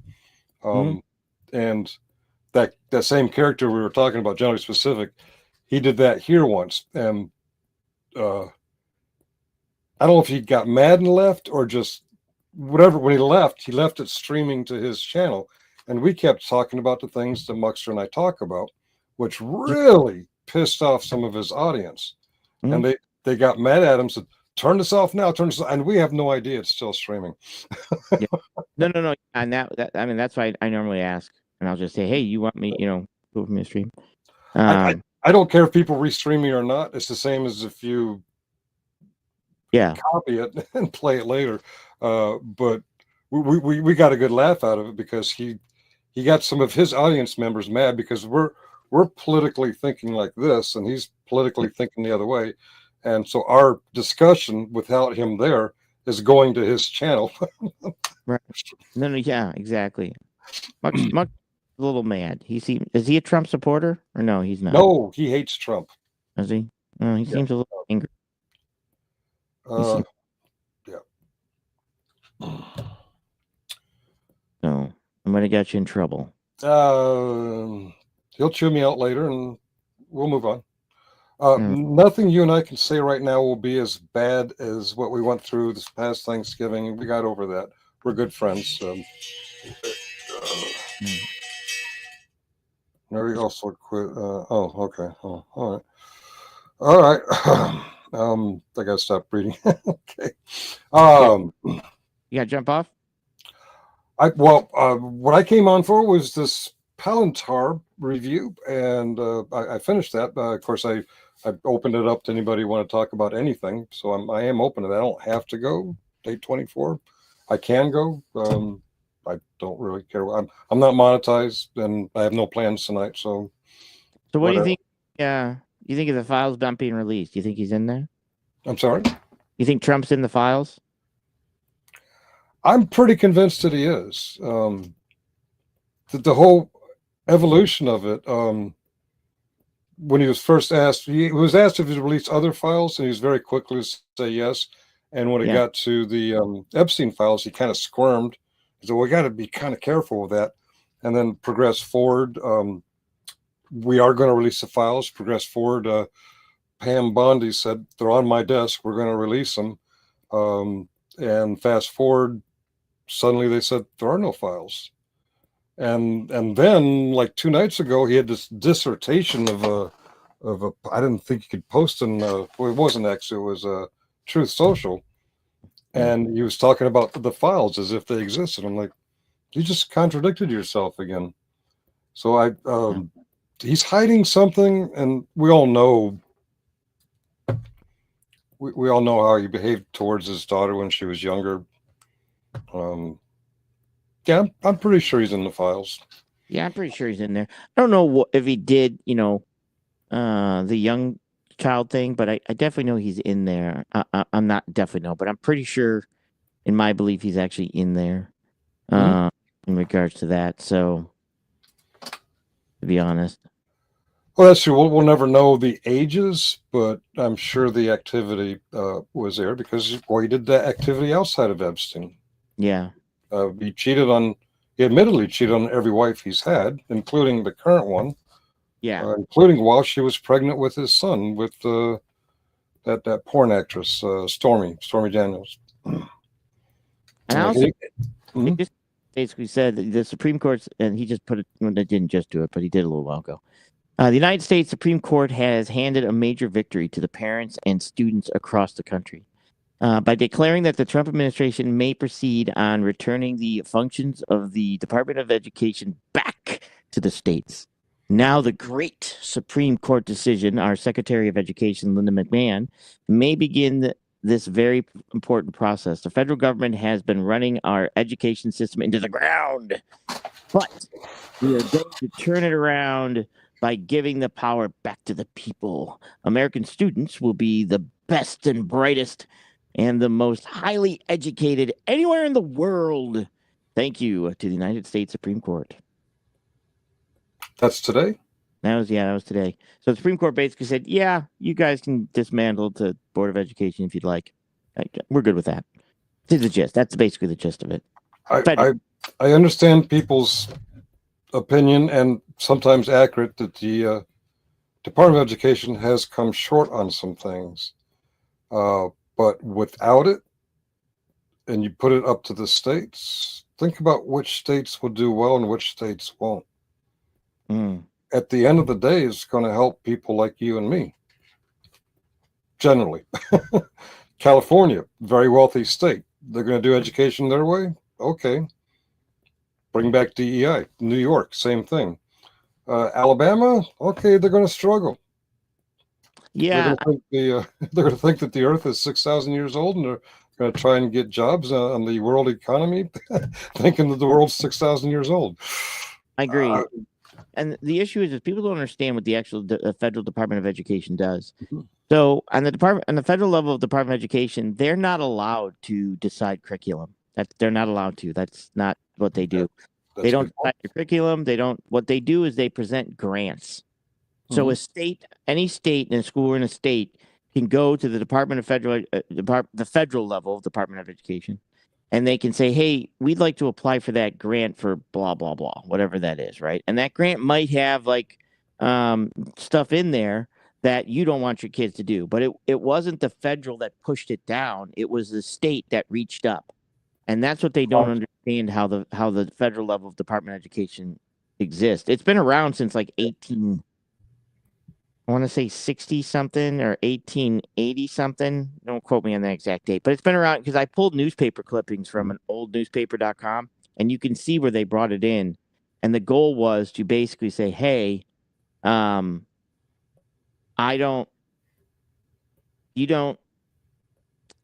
we need to keep track of the education levels. We need to keep track of things. Mm-hmm. And what they did is that's kind of how they kept track of that, was the Department of Education. So people just don't understand what it was there for. And it's not the federal that's screwing it over. It's the state, your state level, that reaches up. Mm-hmm. And say, hey, we need help with this. Can we get a grant for this? Can we get a grant for this? I understand what you're saying, but I believe, and I could be wrong, that when they want a grant for something, Trump put strings on it. Which is illegal. I get it, but I mean, Trump does that. But when he says that, then they fight it in court and win. So one of the things that the states do is that grant might be for Common Core math, but it also has a bunch of other stuff in there. But you're supposed to offer an opportunity for Common Core math to be taught, which is fine because I actually do Common Core math, and you're fine with it. Common Core math just knows that our brains work better looking for zeros and fives. So if it's 44, plus 21, it's easier for me to get to, to add them together and to get to 5. Okay, there's a 5 on this side. 4 plus 1, 5. To look for the 5s and zeros, to convert things to zeros and 5s. The issue is that, so when the state has that and reaches up for that, you might have to teach a Common Core class, but it also gives you $1 million to put in a library or something, add stuff to your library. You know what I mean? So there's stipulations within some of these grants, but the state doesn't have to do this, but the state needs it. Like, the state needs this money. They need federal money. Like you said, Mississippi is never going to catch up to Boston, Massachusetts on a state level. You're just never going to do it. So the kids in Mississippi won't be able to reach up and grab this grant money because the federal government is no longer there to preside these grants to give opportunities for that. So I don't know. Okay. What about special programs? I have a granddaughter in upstate New York who just, it took forever, but they got her out of the regular public school because she has charge syndrome. She has a lot of handicaps. So they got into a special state school, and it's not costing the parents anything. Is that money coming from the state, or is it coming from the feds? So, some of these programs that come down for any type of special needs actually is grant money from the feds. That's actually where it comes from, right? And I got a couple people, like I've got a person that's a teacher, and he was a high school teacher, and he was in the teaching system, and he actually called the superintendent because he knows him. And when this Department of Ed thing came down, they said, well, this year we'll be fine because we've already received our money. But next year, when we start to, seek out some of this money, we might not have the money to do these programs. So some of these kids are going to basically just fall into the category of we have no special needs for you now. You know what I mean? You're going to have to, deal with the other classes and be in the other classes. So that's kind of where that's going to fail people. It's going to fail people because if you do have kids that have special needs, if you do have things like that, there's just not going to be the money for that. If they finish the job of basically saying the federal level of Department of Education is bad, the states can't handle it, and we can see that by checking different states and seeing where they are. Like, you're going to lose Mississippi, you're going to lose Alabama, you're going to lose this. And then, me being born in New York, people are going to be able to get tons of money for their education on the state level that Mississippi can't.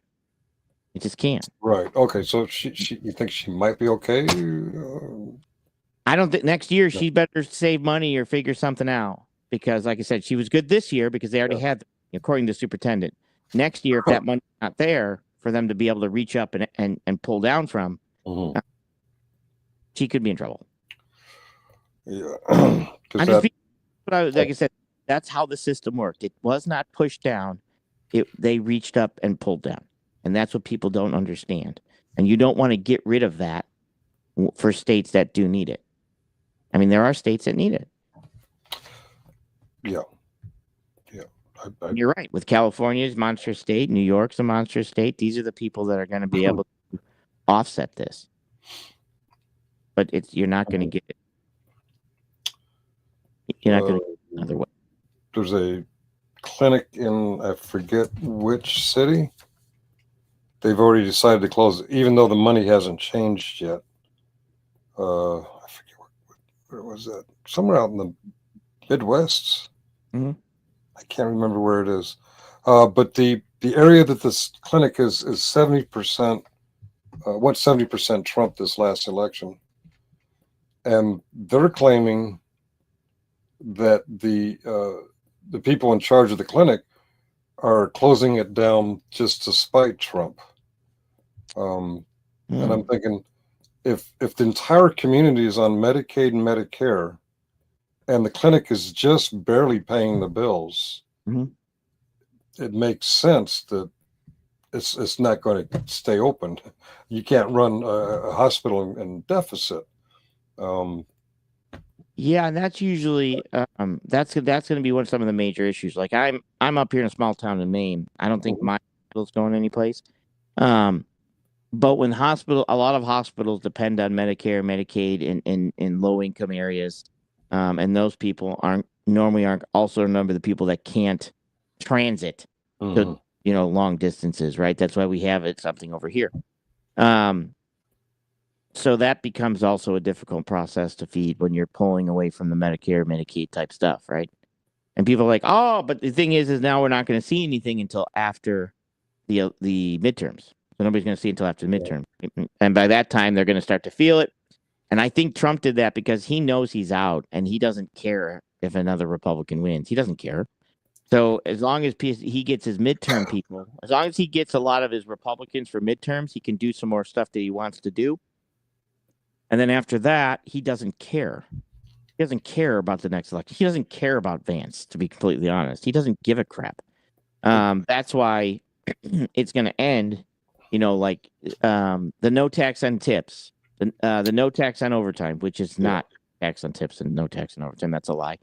And he keeps saying that there's no tax on Social Security, but that's not even in the bill. Like, I don't even know if he knows that that's not in the bill.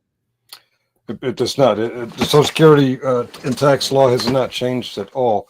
What a lot of the seniors are hoping is because of their age, their tax will change.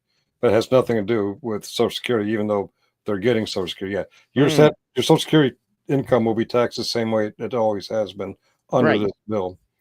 You're going to get a little bit of a less tax because you fall into a tax bracket. Yeah, that's for that. But you're not getting you're getting taxed. And I think a lot of them think that they're not going to get taxed, that it's going to stop being taxed and they're going to make more money a week. And I'm like, that's not true. Yeah. A lot of people thought they were going to get no tax on overtime, and they're looking at their check this week and they're like, wait a minute, there's tax on my overtime. This looks the same. And they're finally learning that, it's just a deduction of $12,000. It's not anything else. And people realize that. I can't remember the show. There's a show on Fox in the evening that has like a bunch of people. It's kind of like a morning show, but it's in the evening. I can't remember what it's called, but they're having a round discussion on. You said something about some of these don't go into effect till just after the midterms, right? And one lady said, "Oh, that's okay. When the Democrats win Congress, they'll blame the Democrats because that's when they'll feel it." Right. And I'm thinking, do they really think that the American people are that stupid? I'm like, that really. And then she says it on live TV. I'm like, okay. Like I don't know. And I mean, it's funny too because even when I talk to people with tariffs, and they're like, we're gonna tariff the pharmaceutical companies. I'm like, Right. okay, what logic is that? We're gonna put 100% tariff. I'm like, okay, what logic is that? You obviously not you, but you obviously don't understand business. Let's think about this for a second, right? So I say, okay, who pays the tariff? And they say, well, we pay the tariff. I'm like, and the pharmaceuticals, where else would we get these pharmaceuticals from? Like, where else would you get them? No place. Like you need it or you will die. Some people will need it or they will die. So what leverage do you have to bring do you think the pharmaceutical companies, what? You're going to pay it. Right. You're going to pay. You have no choice but to pay it. So literally you're going to pay the U.S. government a tax on something that you have no leverage to move. There's no, like, what's the leverage for them to build, for them to make their goods here? What's the leverage point?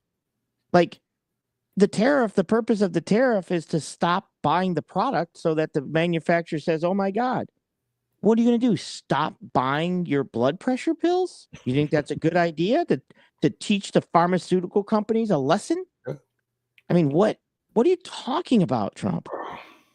But this is what people, that's why I ask people, what's the purpose of the tariff? Who pays the tariff and what's the purpose of the tariff? And that's I just ask questions. Yeah. I'm amazed at how many people actually think that the company or the country pays the tariff. It's when I go to Walmart and I buy the thing that's made in China or the pharmaceutical made in Canada, I pay for it. Correct. And it might be $1, right? Or it might be 50 cents.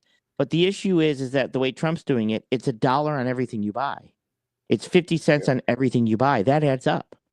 So that 50 cents, well, they only raised the price of my thing 50 cents. Like I get pellets. My pellets come from Canada, I think. So the pellets that heat my house this winter come from Canada. Well, they sent me a letter basically saying, hey, your pellets are going to go up $50 a ton. So I pay $350, so it's going to be $400 a ton. Well, it's only $50, but it's $50 times 6 because I need 6 tons of pellets to heat my. Now that's more money that people have to spend, and that's one product, right? And then you go to the store and they're raising the price of the food. That's more products, right? And then you're going and buying, tools or this or that. Well, that's more times. So it's the volume of the tariffs when you're tariffing everything that crushes people. Because eventually those people, that hammer went up $3 or $4.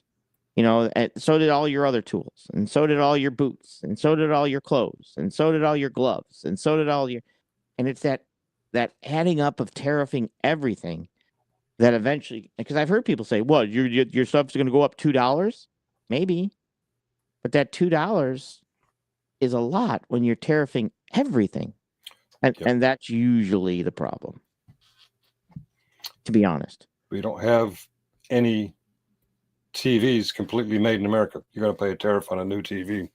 Where do to show me the banana farm that's in America. Show me where we make just show me where we can make bananas. But that's why bananas used to be on what we called a duty-free list. There was no tariffs on bananas. Right. Because normally you don't tariff things you can't make in your country. Right? You just don't do it. So they fall under duty-free. And up here where I'm in Maine, you can go to a duty-free store and you can get came in with no tariff, right? But the problem is that now that duty-free status is gone and he wants to tariff everything. So now he's tariffing the things that you can't even get here. You can't even make here. How's that? What do you want him to do? How are you going to move banana manufacturing here? You can't. And this is the stuff that they don't understand. I think the Muckster understands, but he's watching TV. Yeah. There's 2 reasons that you can't move the bananas here. One is they won't grow, but 2 is if they do grow, you've deported all the people who's willing to work on the banana farms. Yeah, and that's the other thing too. What people don't understand, how a lot of times is we outsource manufacturing, and they're like, "Well, that's bad. We're getting rid of jobs." Well, actually, what we're doing is we're getting rid of the sewing jobs, and we're creating high-end precision manufacturing jobs in the automotive industry. So you're getting paid more money. But what that allows is that allows the person that didn't have any money to be able to buy things maybe over here, right? So you're giving them jobs to be able to buy possibly American goods. Great idea, right? We should that, but now we're creating ways that other people buy our products, and that's the big picture of things.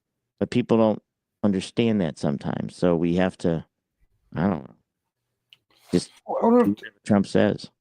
Do they truly not understand? Because it seems so. I mean, in high school they told us about Holly Smoot. I mean, and that's pretty much what Trump's doing without Congress. He's reenacting Holly Smoot, the tariff laws back in the it's actually teens somewhere. Yeah, but people understand. Like, I'm in logistics for 22 years, so I live this life. Right, this is my pond. But outside of this, it's very difficult to understand supply chains and logistics. It's not that it's difficult; people don't care. Like, you just see the groceries in the grocery store. You don't really know how they got there and how much crap we had to do to get them there, right? And that's usually the problem is people. It's a long, boring path that puts people to sleep. And if I wasn't paid to do it, I'd probably be asleep. You know what I'm saying? But that's the issue with supply chains. They don't understand how this all works. Like, China's not the cheapest country in the world to ship from. It's not about the money. Right. It's about the fact that they have the best supply chain in the world, to be honest.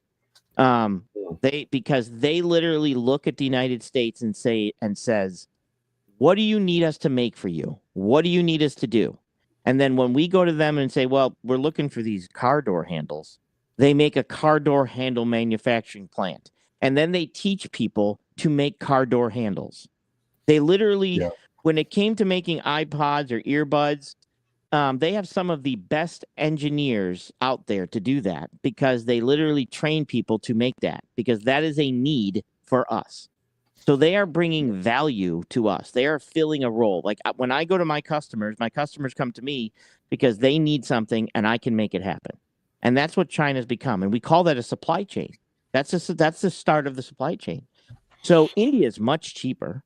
India, I mean, if you look up the cost of living in India, if you look up the minimum hourly wage in India, it's much cheaper, but they don't have the supply chain that China has. China opened up in 1980, free trade, and India didn't open up till 1994. And they're 14 to 15 years behind China because of that. So China basically opened up and said, what do you need us to make? What do you need us to train our people to do? How do you want this to make, this to happen? And that's what, and I don't like China. It's not that I want China to do that, but you got to understand what they do and what they're good at. Yeah, because if you don't, people don't understand the actual importance of this. Most of your people, just so you know. Kind of on the subject of tariffs, it appears to me that Trump, and it seems disingenuous to me, all of a sudden Trump seems to be favoring Ukraine over Russia, which is really out of character for him. And the reason I think it's disingenuous, he says, basically, if Putin doesn't straighten up, he's going to tariff Russia. I'm thinking, what the hell do we buy from Russia? So what we get from Russia would be a little bit of aluminum type products, things like that. But the large thing that we get from Russia would be fertilizer. They have a lot of what we call it's urea. It's both in DEF fluid for trucks and it's in fertilizer for plants. So we do get fertilizer. That's mostly what they import to us would be fertilizer. Okay. So although it's been, not as much because of everything that's going on, it is a big thing that they do send around the country. Now, the issue is he's calling it secondary tariffs because fertilizer was, because it was an agricultural product, it was not tariffed. It was an agriculture we needed for food. It fell into that duty-free status type thing, right? But the problem is that he can now tariff that, and then you're going to see farmers start to feel that price and feel that fertilizer issue. Now, do they need it as much now? No. All right, because most of our farmers and stuff like that have already put their fertilizer down for the year prior. They're growing their crops. So they don't need as much, or they've got what they need. The issue, so it's kind of a yes or no, but there are obviously some areas in the country that can still grow during the season, but they're going to be they've already grown their stuff. So they're not going to till until second wave of the growing thing, or they can do like sweet peas and things that can grow in the colder, colder temperatures. Oh, okay. Next year or spring, that's when you would see a fertilizer jump or people trying to get it in for that. So it depends on how long he puts these secondary tariffs on things like fertilizer, and basically, which doesn't make sense to me. You're not punishing Russia. It's like pharmaceutical products. Like, okay, tariff me. People will die. What do you want me to do? And Russia is just going to say, okay, we won't sell to you. There's other countries we can sell our fertilizer to. I do think the rest of the world is starting to learn to trade around America instead of with America because of these unpredictable tariffs. And that's where he sees BRICS, and that's where he sees these things opening up, because they're basically saying, well, because remember, one of the things that happened with American was in 2018 soybeans. So when we put the tariffs on China basically said we're not soybeans, and we had to bail out the soybean farmers $28 billion, right? Yeah. So basically, you're just going to have to bail the farmers out again when they're not fertilizing their products. But the problem is this time it's not that they have soybeans they can't sell. It will be that, hey, we're not going to be able to produce the same amount of stuff that we're producing at the rate you need it to be produced without this fertilizer. Oh. We can do it, but we can't do it without the fertilizer. And it was funny because I had a guy in my show basically, talk about this, and he was like, well, my stuff's duty free, so I don't have to worry. Well, now his stuff's not duty free. So now what? And this is what I told him before. What happens if this happens? But that's when you're running into problems with food, and it's not going to be, we're all going to starve to death. No, it's just going to be like the lettuce heads are going to be smaller. The tomatoes are going to be small. Like everything, you're still going to have some out there. There will be less, but you're going to start to buy bags of lettuce, of romaine lettuce that it's like, oh my God, is there even lettuce in there? Like it's smaller. And you're probably starting to see that now. You're starting to see smaller and smaller heads of lettuce, smaller and smaller romaine lettuce. I haven't noticed with produce yet, but I have seen what we're calling shrinkflation. The price stays the same, but the volume's shrinking. Yeah, and then you start seeing the same thing in produce, or you're going to start to see some of your produce doesn't last as long before it starts to go bad. Because that's another aspect we're going to start to see. It's not getting, obviously, if you start to deport all the immigrant workers, how do you get the product? How do you get the stuff out of the farms? You know what I mean? And that's too. If you ever watch how they do watermelons and how they get that, I mean, you want to be bent over half the day or all the day in the sun, beating down on you, loading up, conveyor belts of watermelon. I'm not doing it. I don't care I'm not picking strawberries. I'm not happening. Not it. You know what I mean? So I don't know. And we can't depend on the younger generation because they're so used to, not working, not working for them. It's not working. What's the Muckster have to say about this? Is he gone for good? He said he was going to go watch TV. Actually says, talking like, oh, see you. Okay. I guess he's not watching right now. And our viewer count's down to 5. Oh, we just went up to 6. Yeah, that might be him. He might be coming back to yell at me. I don't know. I'm trying to get some passion. I'm trying to get yelled at. We could get you could call Generally Specific back if you want. No, don't do that. Actually, we're coming up on 2 hours. Yeah, I'm still sweating. I need a shower. Yeah, I appreciate you letting me on. Let me go exit studio left. Thank you, Sage, for stopping by. And we'll have to plan a show together instead of just talking. But the talking's fine too. That's usually what Ariel, Muckster, Nikki, Killing Time, and I do is just talk. A bunch of geezers talking. But yeah, it is 8:52 p.m. on the 14th of July Eastern Time, and we're 1 minute, or 1 hour, 1 minute. We're 1 minute 54 minutes, and there's 6 of you watching. So good night, everyone, and have a good whatever it is you're going to do. And out. Are you mad? Are you bothered? Just a little? You seem mad.